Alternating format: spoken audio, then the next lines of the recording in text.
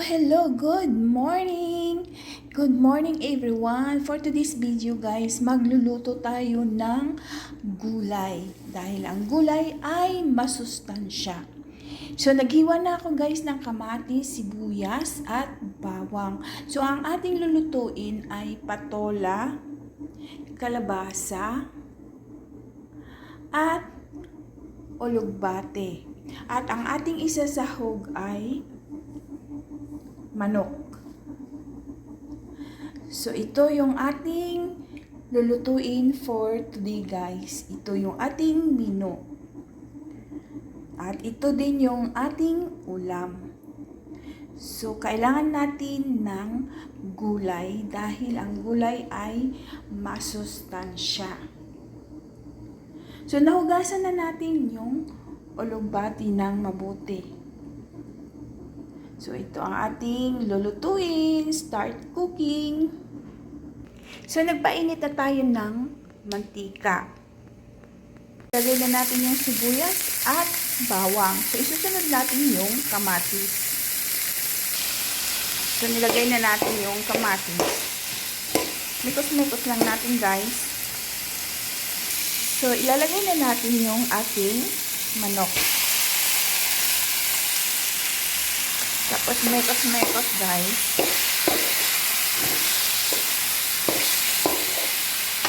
At itimplahan natin siya ng patis at black pepper.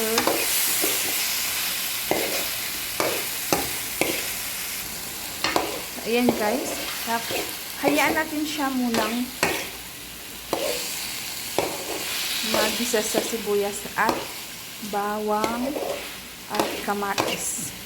Tatakpan muna natin siya. Lalagyan natin siya ng tubig.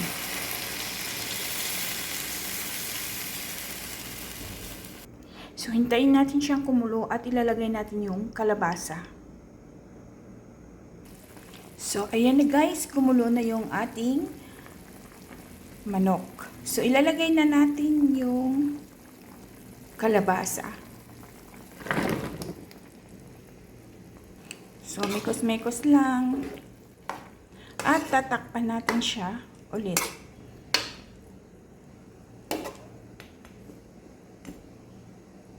So, ayan na guys.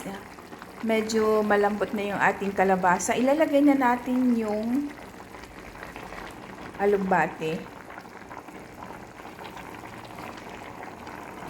So, ayan na guys. Isusunod natin yung patula.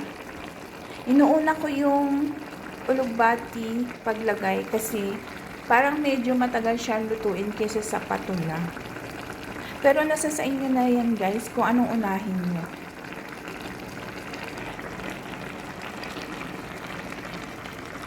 So ayan na guys, malapit na maluto yung ating gulay na may manok.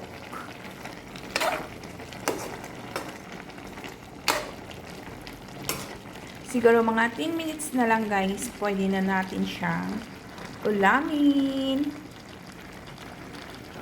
Or pwede na tayong kumain ng masustansyang gulay. Kailangan natin ito sa katawan natin guys kasi nagtatrabaho tayo. So, kailangan natin ng gulay. So, ayan na guys, luto na yung ating gulay. So, pwede na tayong kumain. Eating time. Dahil ang ating kakainin ay masustansyang gulay. So, may chicken, may kalabasa, may patula at ulugbati. Ito yung ating ulam for today guys. So, ayan na guys, luto na yung ating chicken with vegetables. Ready to eat na guys. Kailangan natin kumain ng masustansyang gulay dahil palagi tayong busy sa trabaho. So, kailangan natin ng energy. At more fiber ang gulay. So, eating time.